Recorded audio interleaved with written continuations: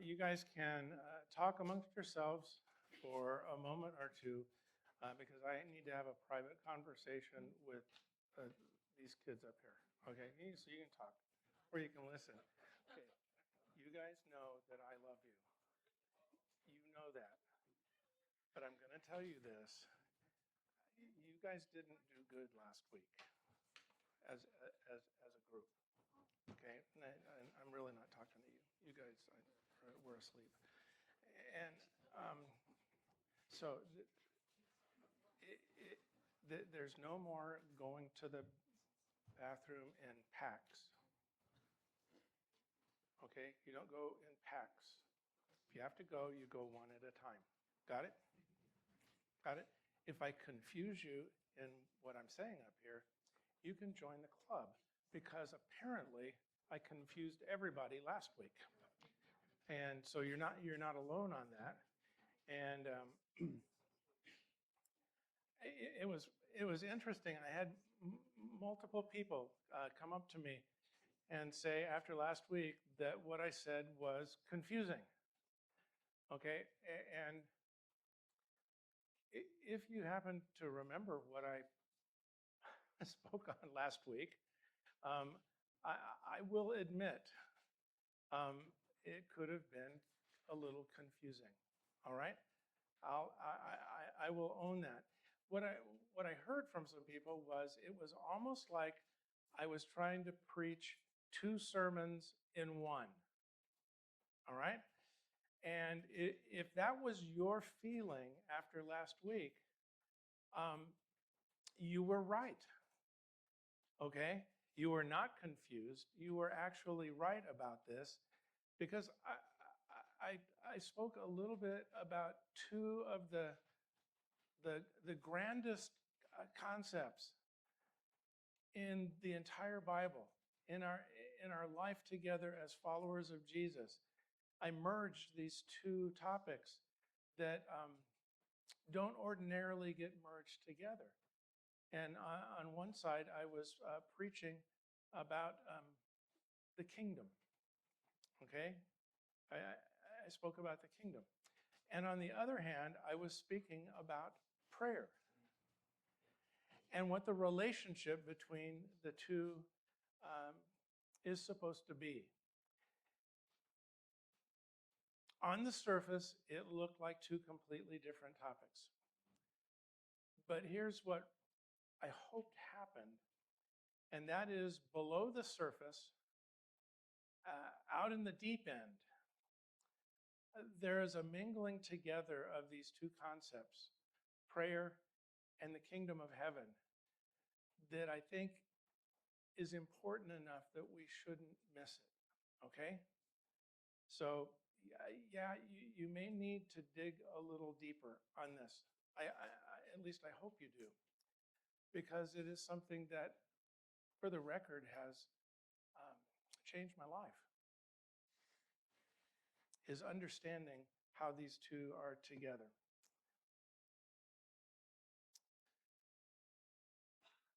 We all believe something about prayer, right? We all believe something about it. Even if you're struggling with the existence of God, I guarantee you believe something about prayer. We may not all agree. It's a word that is easier to use than it is to define. You would say, you don't have a prayer of that happening, right? Well, we kind of know what that means. That means it isn't going to happen. But that has nothing to do with prayer. What that means is you can even pray to God that you will have the ability or the strength to do this or that, but it ain't going to happen. You don't have a prayer. We use prayer flippantly.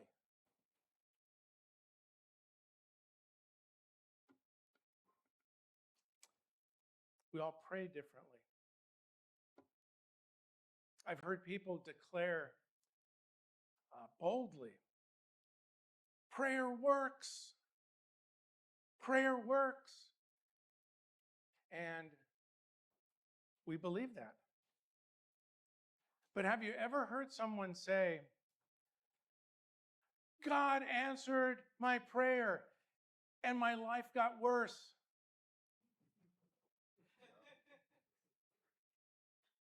Have you ever heard somebody say that?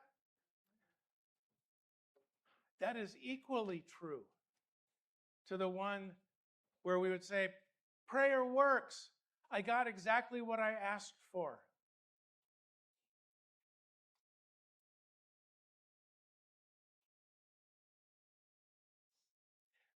Most of us don't want to admit this, but we mostly believe the only really good prayer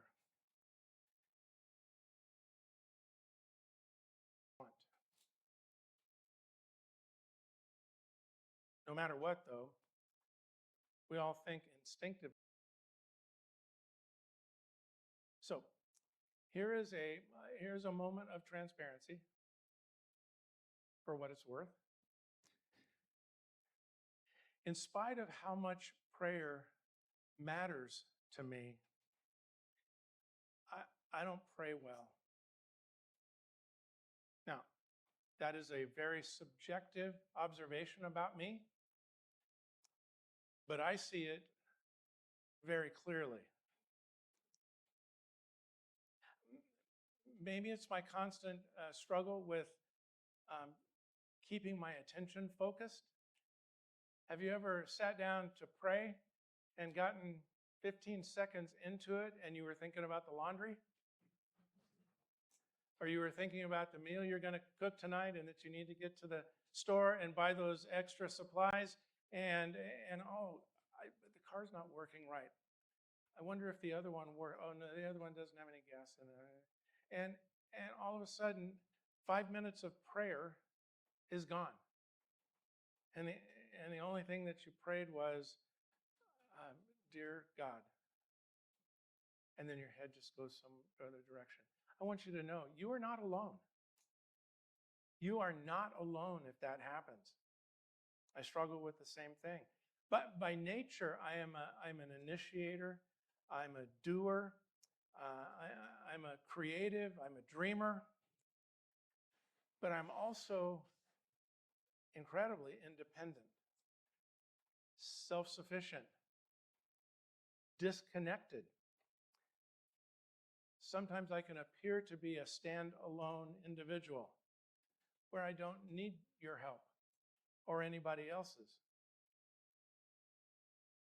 I think I can do things on my own. I would much rather talk and plan and strategize. Slow down to pray? That's really difficult. But just like others, just like you, I carry around inside of me wounds. I am often a failure. Sometimes I'm a worrier.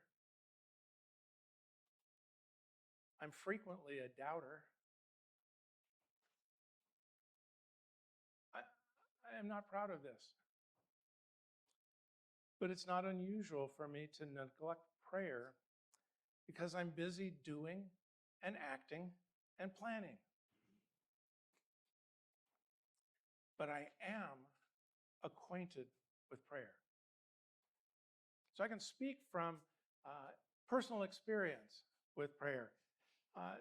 That is often what I feel like more of a failure than a success in doing it, but I am acquainted with it. And I'm convinced that prayer does not or should not begin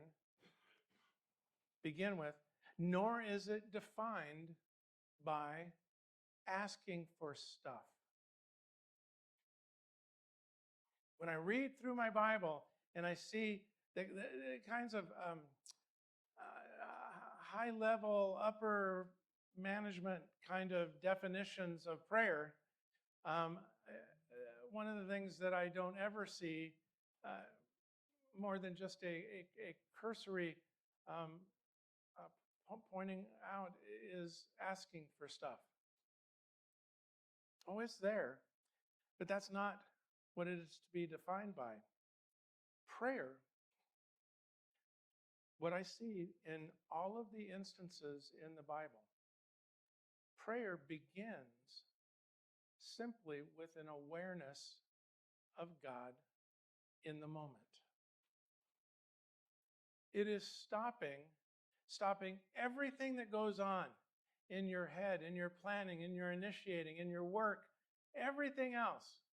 You lay your requests over there and say, God, we'll get to those maybe sometime. I just need to be aware of your presence, because the way that we live our lives, generally speaking, is unaware of the presence of God. Everywhere, every moment, He is there. And I want to become that person who, the moment by moment awareness of the presence of God in the ebb and flow of my days, I want that to happen. But that isn't what I was taught as I grew up in the church. I didn't hear those words. I heard, get your prayer notebook out and list them down and draw a line. Here's your prayer requests right over here. And then the other side has a date and time that I needed to write in my journal. God answered that prayer then, and I could check it off. And I had a whole list of things I was supposed to pray about. That's what I was taught. That's how I was taught. But prayer is not defined by asking for stuff. Here, try this as a definition of prayer. Okay, I'm not claiming to be the end all on explanation, but this is how I do it, how I define it.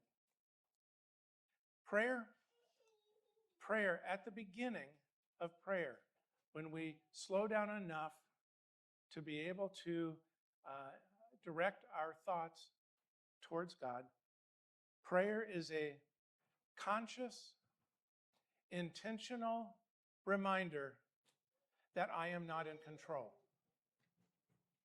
You got that?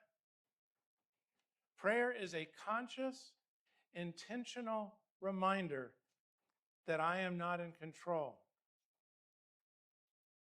and that I need help because I cannot do it on my own. I think unless we get to that point of vulnerability in our prayer life, that we are intentionally conscious of God's presence, and that when I am, it is a reminder that I am not in control and that I need help for whatever it is that I'm facing. Prayer is that place, that moment where I willingly admit that I seldom know what is best for my life.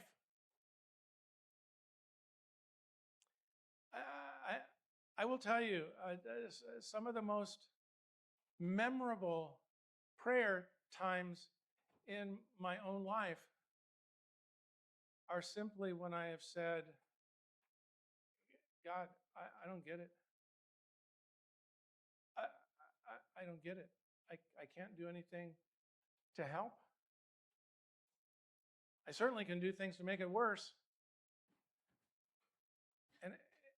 And I don't get it. It is in the act of prayer that I admit that I am human, that I am weak, and that I am not too bright. It is this Prayer is where we own our vulnerability. Prayer is where we say back to God, please be God in this moment.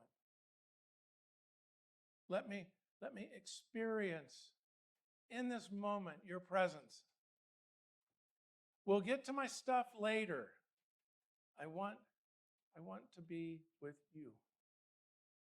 Prayer, that act of deep awareness of God's reality and presence, I will tell you, is my ultimate expression of faith. It is in that moment. Oh, I have had a lifetime of doing things that even when I was in the midst of doing things, especially with guys like you, where I would take you out and do things, I would be in the middle of some of these things and I'd go, God, what have I done? I've not only put myself at risk, I've put this group of kids at risk.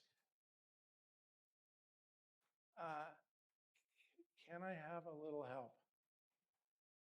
I don't even know what I'm asking for, but I have a deep awareness of God's reality. And that is my ultimate expression of faith. That who I cannot see and I cannot feel is nonetheless real. Do you get that? The prayer requests are over here.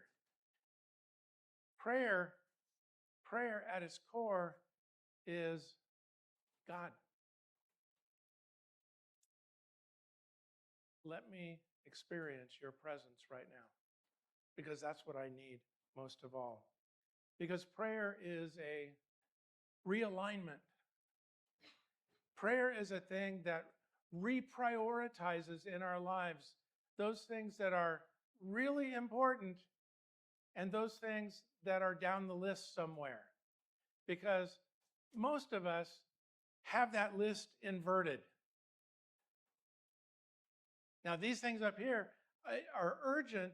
They're the things that I want. God, I want you to do this. I need you to do this. But those things should not be at the top of the list. What should be at the top of the list is, God, I need you. I need to know you. I need to experience you. I need to reaffirm my faith in you. I need to let you be in control of things. Get me out of the way quickly, God. Get me out of the way, because I need you to be up here.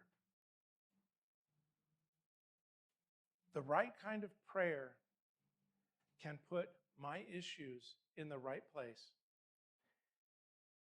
Now, get ready. The right place is underneath the umbrella of God's kingdom rule. So let's return to where we were last week. Now, by the way, I am halfway through. I'm not going to go preach last week's again.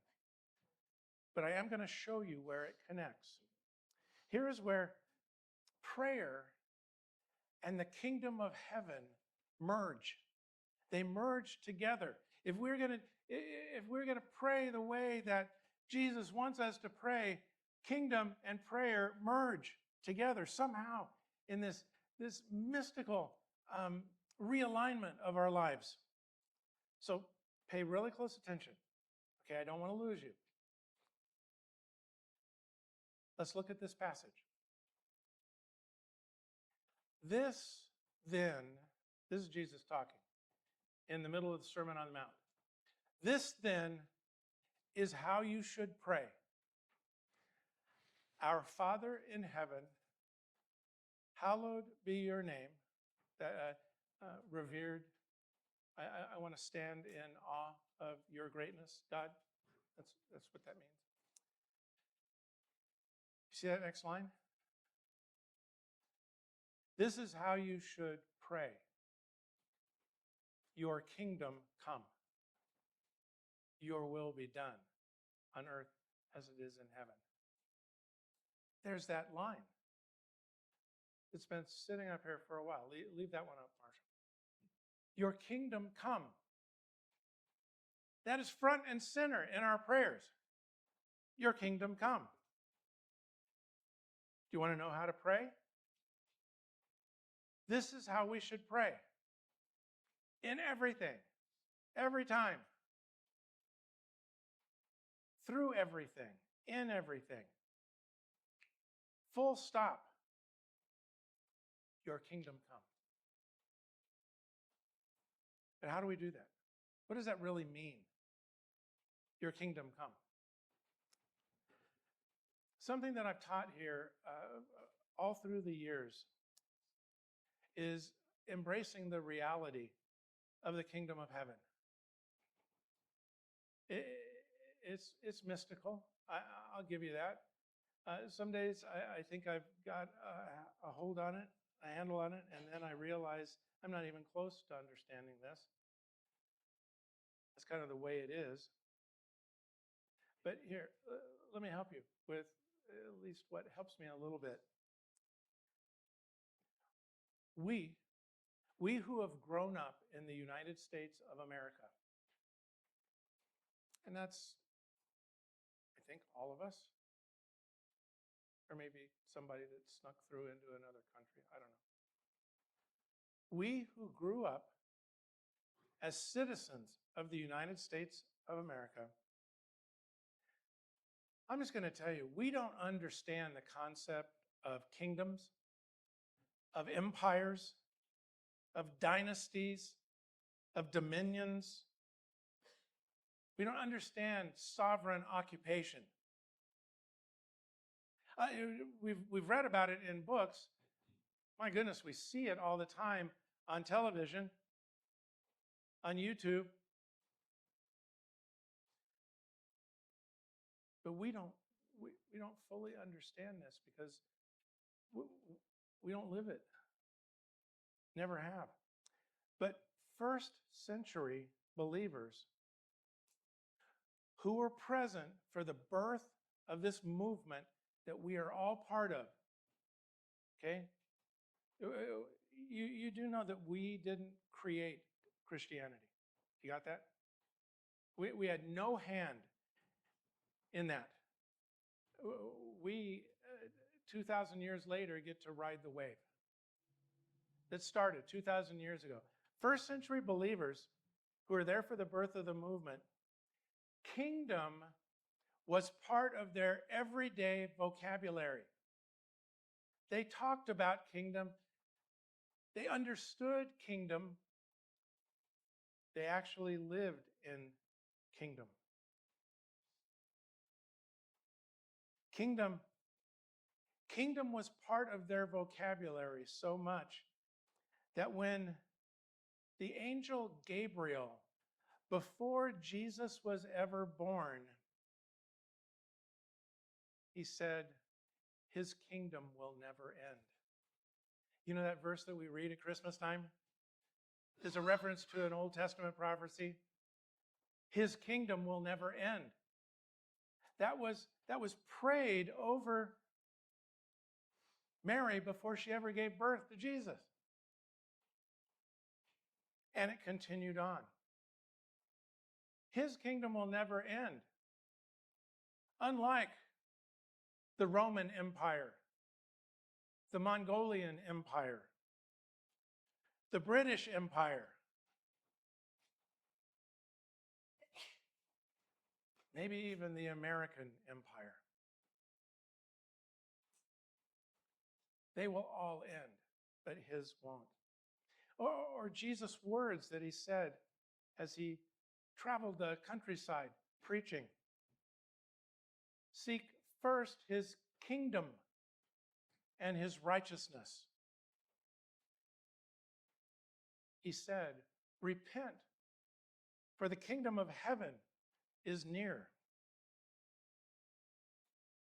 He said, as part of the thing that we call the Beatitudes, the beginning of the Sermon on the Mount, one of the lines is, "Blessed are the poor in spirit, for theirs is the kingdom of heaven." Oh yeah.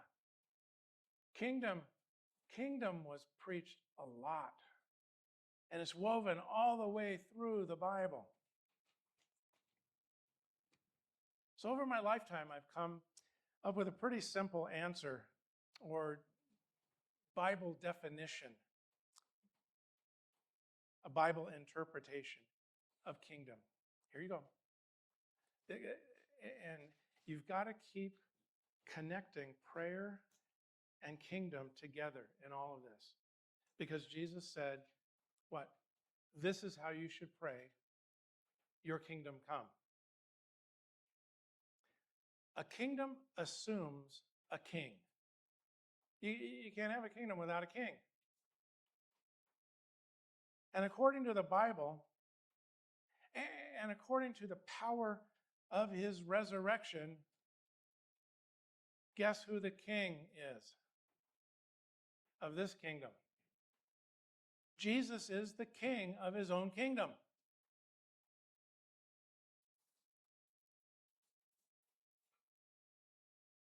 So where is the kingdom? How do we get there? Where do we go? If he's the king, I want to get there. Well, is the kingdom of heaven anywhere? Well, I would say the kingdom of heaven is anywhere that Jesus is king. And I would ask you this question. Is he the king of your life? Is he your king? Is he in charge? We have a young lady that is part of our youth group. We don't see a lot of her these days. There's some extenuating circumstances. But as she grew up in our church, she was real little and grew up, she would look at me and she would go, "Hey, boss man of the church." What? Boss man of the church, you're in charge. And I would have to look at her and I go, "No, you don't have this right. I'm not the boss. I'm not the boss man. We have one king. And if Jesus is the king of your life, listen, the kingdom of heaven is everywhere that you are. Because what do we believe by faith? What is said in the baptistry every time? Okay? Jesus, when we come to him by faith, fills us with what? His presence, his spirit, poured inside of us. So that if I'm right here, I have Jesus' spirit inside of me. And if I move over here, do I still have the presence of Jesus inside of me? Okay, so I know the kingdom of heaven is right here because Jesus is here and he's inside me. Is the kingdom of heaven here? Yep. Everywhere I go, if Jesus is the king of my life, everywhere I go, the kingdom of heaven goes with me. It's all over me. The kingdom of heaven is everywhere you are, everywhere we are. It is amazing. Why is it that little kids understand big concepts better than we do? You ever notice that? You guys will remember this because when we sing in children's church, okay? You outgrew that, I know. But one of the songs that, and it's always been this way, when I say, "Hey, we're going to sing We're going to sing the flag song. Every kid over in kids' church knows exactly the song we're going to sing. Joy is the flag that's flown from the castle of my heart when the King is in residence there. Joy is the flag. Peace is the flag. Love is the flag that's flown from the castle of my heart when the King is in residence there. And then the chorus is, and I love singing this over there with him, because they sing it so loud. So loud. So fly it high in the sky. Let the whole world know that the King is in residence there. What's the flag that's flown from the castle of your heart? Well, it depends on who the King is. Because if Jesus is the King, joy and peace and love and the fruit of his Spirit is all going to be there, because those are the attributes of the kingdom. I will tell you, it works for me. It works for me. The merging of prayer and the kingdom of God come colliding. So let's close with this. Don't get up yet. I saw you kind of flinch. I don't want you to miss this. We are to pray every single time, your kingdom come. Now you can infer it. You don't have to say those words, but that's how you start your prayer. Your kingdom come. Your kingdom come right here, right now, in the middle of this prayer. I want only to reflect your kingdom in this prayer. That's the defining, that becomes your defining moment in prayer. Your kingdom come. It is such a different focus than what I grew up with. And I think some of you did also, where the goal is always to leave here and get to heaven. We're obsessed with it. Going to heaven. Jesus says to pray something totally different. Heaven, yeah, it's God's space. It's his space. It's where he resides. Earth is our space as human beings. Pray that whatever is going on in heaven, in the presence of God, we pray right now. We want it to be that way right here. That's what we want. Heaven, come down. This kingdom is not about a place with a castle, even though it's kind of cute to sing about it. It's not one that is surrounded by golden streets and pearly gates. Those were just words and concepts that John the Revelator had to explain the greatness of the dream that he was having. Now, the kingdom of heaven is uniquely different because this kingdom is about the rule of Jesus as the king. And our prayer, before any other prayer, within every prayer, is Jesus. Rule here like you rule there. Now. Rule over the things I want to say to you. May my requests, first and foremost, reflect your kingdom rule. Because that is what is most important, because that is where prayer and the kingdom collide. All right? We're going to have communion. You guys who are serving can get up. As soon as you get back there and you get the trays, go ahead and start passing them. There are all kinds of surprising collisions that happen for the people of God. They're so surprising we don't recognize them all. But I want to tell you that communion is another one of those collisions where the cross, where Jesus died, collides with your life. It collides with your life. And we remember that when we take communion. We remember that.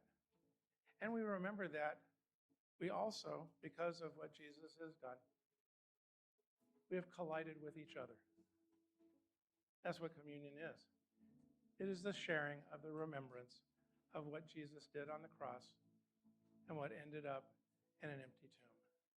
That's what we remember. And it's open to everybody who is here. Let the collision happen.